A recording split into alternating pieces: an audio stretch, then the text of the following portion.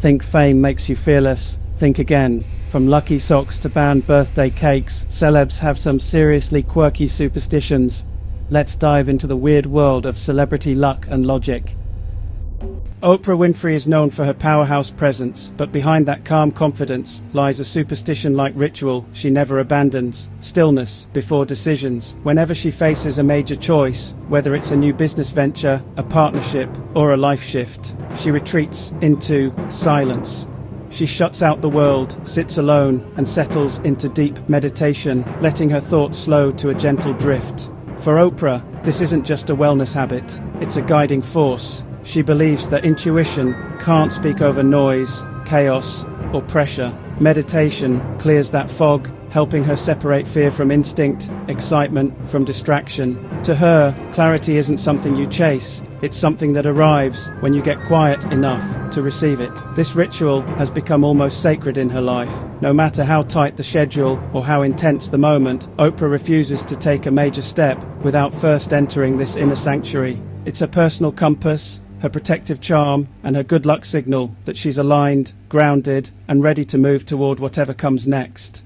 Paul Newman may have been one of Hollywood's coolest icons, but even he carried a quiet superstition close to his heart: his lucky watch. No matter the film, the location, or the decade, that watch was always with him. It wasn't just an accessory, it was a constant companion tucked beneath the cuff of a suit, racing jacket, or sheriff's shirt, quietly ticking away through every scene he ever shot. For Newman, the watch symbolized more than time. It held memories of early career breaks, personal victories, and the steady comfort of something familiar in a world built on unpredictability. Wearing it grounded him, reminding him of who he was before the fame, the awards, and even the legendary salad dressing empire.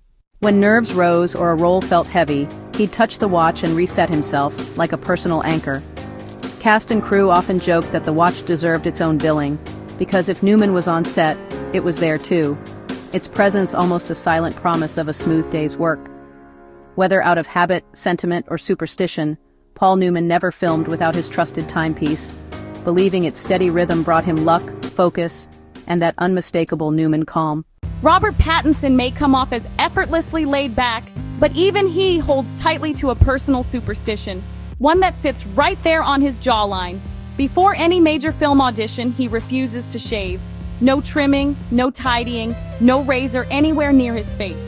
To him, the scruff isn't just a look, it's a charm, a strange source of confidence that helps him walk into the room feeling grounded and authentic. Pattinson has joked that clean-shaven auditions never go well, and over time the belief stuck. The slight roughness makes him feel less polished, less Hollywood, and more like himself. Someone who can disappear into a character without the distraction of perfection. That natural edge gives him the freedom to loosen up, improvise, and fully commit without worrying about how he appears. And so, whether he's auditioning for an indie drama, a blockbuster, or a strange role only he could pull off, the ritual remains. The beard stays, superstition intact. It's become part of his quiet pre-audition armor, one that Hollywood casting directors may never notice, but which Robert Pattinson swears helps tilt the luck just a little more in his favor. David Blaine may be known for defying logic, physics, and sometimes even basic human limits. But behind every jaw-dropping stunt is a quieter ritual he never abandons: his protective amulets. Long before he steps into a block of ice, holds his breath for impossible lengths of time, or risks his body in one of his endurance tests, he slips these small charms into his pocket, or wears them against his skin. To him, they're more than objects, they're shields. Blaine has spoken about how deeply he believes in intention, energy, and the unseen forces that surround high-risk feats. The amulets, often given to him by friends, spiritual guides, or people he admires, serve as a kind of spiritual armor. He treats them with reverence, believing they absorb fear, steady his mind, and help him stay connected to the calm he needs when pushing himself to the extreme. And though the audience never sees them, those amulets are always there, hidden beneath layers of ice inside a sealed box or pressed against his chest as he performs. They are the silent companions to every daring spectacle, a private superstition that helps David Blaine walk the razor-thin line between human and superhuman, with just a little more certainty on his side. George Michael, despite his superstar aura and effortless stage presence, carried a quiet superstition close to his heart. Literally. Before stepping into the lights of any major tour, he would put on a simple cross necklace he considered his lucky charm. It wasn't flashy or meant for show. Most nights, it rested beneath his shirt, hidden from the audience but never forgotten by him.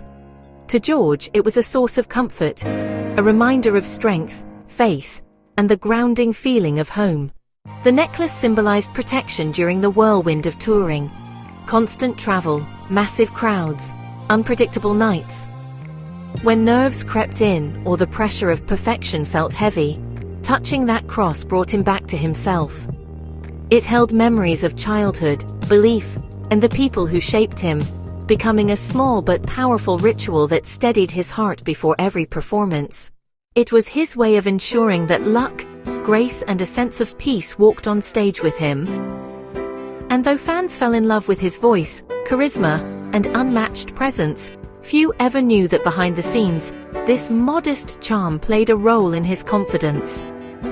Show after show, city after city, the cross went with him, its quiet presence helping George Michael transform nerves into magic, private vulnerability into public brilliance, and every night into a moment worthy of his legendary career. Enjoyed that little dose of celebrity luck? Hit like, share, and subscribe. Your good fortune might just depend on it. Before stepping into a character, Uma Thurman has a quiet ritual that centers her. She'll take her script, hold it for a beat, and tap it 3 times. Soft, steady, almost like knocking on the door of the world she's about to enter. It's her way of shedding everything outside the set and inviting the character in. Crew members who've worked with her say, you can always tell when she's about to film her first scene of the day. She finds a quiet corner, closes her eyes, and lets those 3 taps pull her into focus. For Uma, the ritual isn't about luck as much as presence. The taps help her reset, reconnect, and remind herself that each performance deserves intention.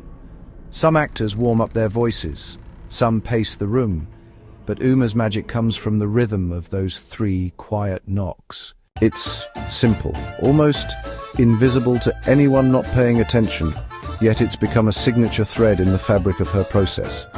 Her little superstition that helps her step fully into the story.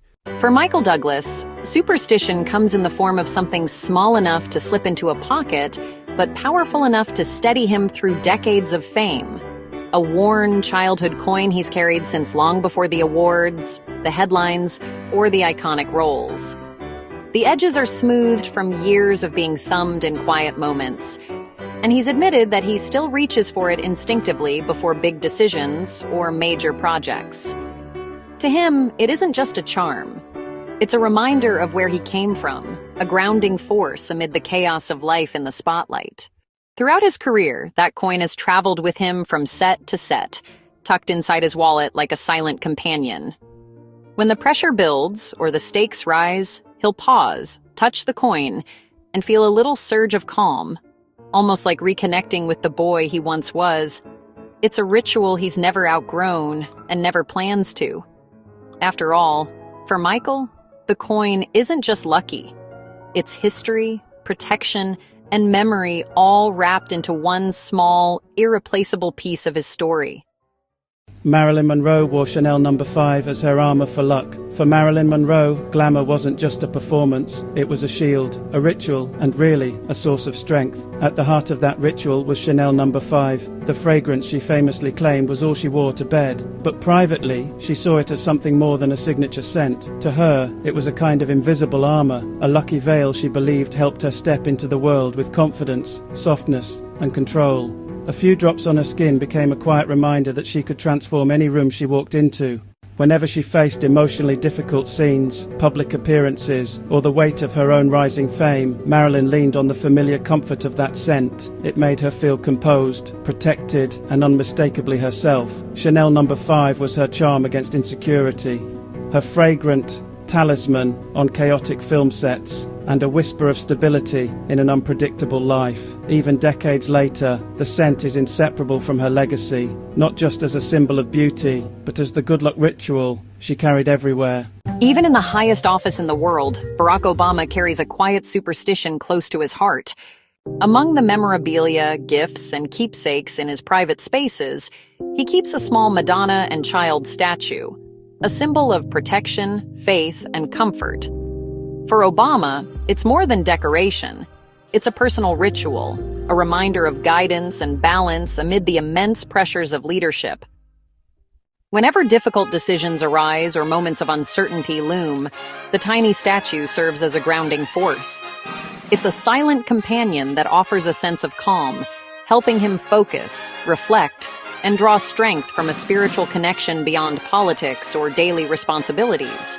For Obama, this little figure is a private charm, a talisman that brings reassurance, protection, and a quiet reminder that even the most powerful people need anchors in life. Donald Trump has long been known for his fascination with numbers, and among them, the number 9 holds special significance. He considers it a symbol of wealth, success, and good fortune, often incorporating it into important decisions, business deals, and property addresses whenever possible.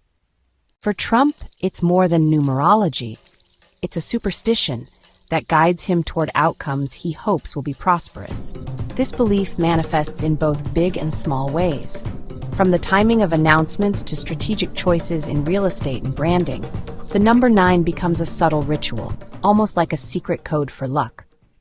Whether skeptics notice or not, Trump treats it as a small but meaningful talisman, a reminder that even in business, fortune sometimes favors those who pay attention to signs.